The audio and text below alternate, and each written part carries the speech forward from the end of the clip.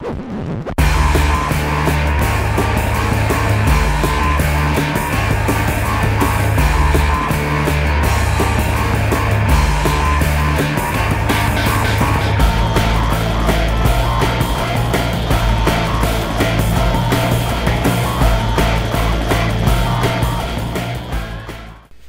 everyone and welcome to another edition of The Bastard Review. This time around I'm looking at NWA's Great American Bash 89. This event took place July 23rd, 1989 in the Baltimore Arena in Baltimore, Maryland. Again, like Wrestle War prior to the show, Jim Ross runs down the card and promos are cut to get me psyched. Our first match of the night is the finals for the $50,000 Triple Crown Battle Royal between Eddie Gilbert, Terry Gordy, Scott Hall, Bill Irwin, Brian Pillman, Ranger Ross, Mike Rotunda, Ron Simmons, Dan Spivey, Rick and Scott Steiner, Kevin Sullivan, and Sid Vicious. How's this for a convoluted stipulation? All men start in the first ring. Elimination is determined by throwing them into the second ring until only one remains. Meanwhile, in the second ring, elimination is determined by usual rules over the top ropes with both feet hitting the floor. Finally, the last man in the second ring fights the man in the first ring, and whoever gets the pin wins the match, money, and crown. Unfortunately, we never get that far because it ends up being Dan Spivey and Sid Vicious who are tag team partners. Their manager, Teddy Long, gets into the ring and says he's not going to let them fight, but instead will split the money between them and take the crown for himself, drawing the ire of the crowd. Sure, it was a clusterfuck, but at least it was mildly entertaining and I was amused by the ending. That's good enough for a 6 out of 10. After that, Flying Brian Pillman takes on Wild Bill Irwin in a decent 10-minute match that I enjoyed, even if the crowd watched quietly. Brian starts off strong with a good Hurricane Rana, but eventually the tide turns in Bill's favor. Brian manages to do a nice crossbody from the turnbuckle of the second ring onto Irwin for the win, causing the audience to finally break their silence. Brian really impressed me here and proved his worth. I wish he had a better opponent, but you gotta start somewhere. I'm giving this a 7 out of 10.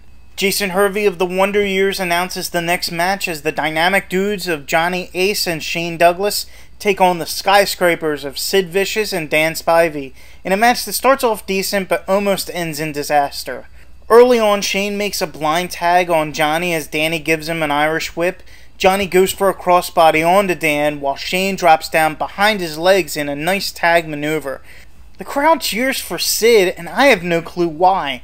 He does the bare minimum in the ring before tagging his partner back in. The end sees Dan botch his powerbomb on Johnny and nearly drop him on his head before going for the pin. Outside of their size, I really don't see the appeal of the Skyscrapers. I'm giving this a 5 out of 10. After that, Jim Cornette takes on Paulie Dangerously in a tuxedo match. I'm not going to rate this, but it was fun to watch. Up next, Rick and Scott Steiner take on Kevin Sullivan and Mike Rotunda in a Texas Tornado match. The stipulation says that all 4 men would participate at the same time with no tags. I'm not really surprised this match falls under the 5-minute mark, considering the stipulation, and while it feels like a match that should have gone on television, all 4 men did manage to keep the pace well. I'm giving this a 6 out of 10. Sting defends his NWA World TV title against the Great Muta, and I have to say Sting impresses me when he does a running dive over both ropes from one ring onto Muta in the other, when Muta refuses to come over to the official match ring. Later, Muta does his usual nice standing dive into a crossbody onto Sting outside. There's a great sequence of events at the end where Muta goes to spray his mist into Sting's face, but Sting ducks, and instead the mist goes into the referee's face. Then Sting whips Muta into the corner and goes for a Stinger Splash, but Muta moves out of the way, and Sting takes the brunt of the dive. Muta climbs a turnbuckle and goes for a moonsault into a pin, but the replacement referee gets there too late and only gets to 2 before Sting kicks out.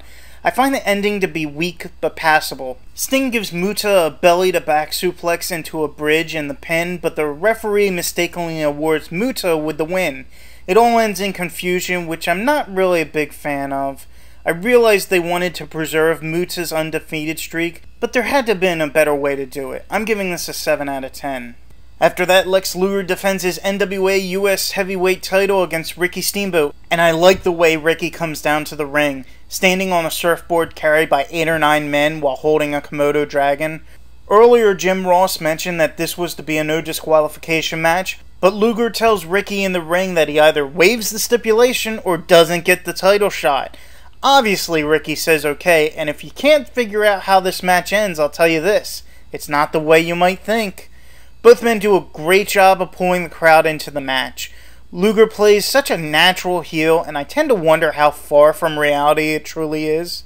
Lex dominates most of the match, being the bigger man, with Ricky gaining little bursts of energy to wear down his opponent. The end sees Lex bring a chair into the ring, much like he did at their last encounter, but this time when Luger goes to swing at Ricky, he misses. Ricky sends Luger into the corner and head meets chair meets turnbuckle. You get the picture. Then Ricky grabs the chair and, despite the arguing referee, lays a few shots onto Lex, causing a disqualification. A decent match with an understandable, if less than ideal, ending. I'm giving this a 7 out of 10. Up next, oh boy, let's see if I can get this all in one breath. The Road Warriors, the Midnight Express, and Steve Williams take on the Fabulous Freebirds and the Samoan SWAT team in a War Games match. Whew. In layman's terms, it's a dual steel cage match with all the participants entering at staggered entries, and the only means of winning is via submission, surrender, or knockout once all of the participants have entered. Again, this is a clusterfuck match, but damn, it's entertaining.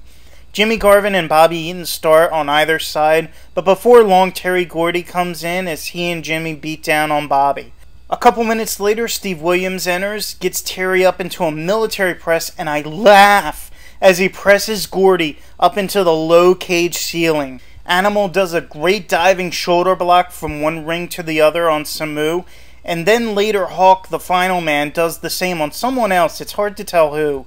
The end comes shortly after when Hawk gets Garvin up in a hangman submission, but as his teammates are leaving, Hawk gets ganged up on by his opponents. An enjoyable match. I'm giving this a 7 out of 10.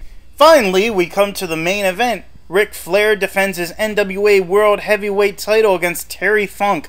I love Funk's entrance music. It's Ennio Morricone's Man with a Harmonica from Once Upon a Time in the West. I expected a big brawl from this, and I certainly got it. You'll remember in my last review, Funk attacked Flair, and that led to this match. At one point, Flair's on the outside ring and starts to suplex Funk from the inside out, but Funk shifts his weight so that they both fall to the mat below. Then later, Flair backdrops Funk out of the ring, and for good measure, Flair gives him two of Funk's signature moves, the pile driver. Both men eventually get busted open and just continue like nothing has happened. I love the ending, and this is a pure example of what makes a great match unforgettable. I won't spoil it for you because it's something you just have to experience for yourself. Just a really great main event. I'm giving this a 10 out of 10. Overall, the Great American Bash is a pretty solid show. The main event is absolutely worth seeing, and you've got enough on the undercard to keep you entertained. There is rarely a moment where I'm bored, waiting for the next match, and there's a lot of talent that really impressed me here. I'm giving this a 7 out of 10. Thank you for listening. Please tune in again when I review another wrestling DVD in my collection or anything else that crosses my path.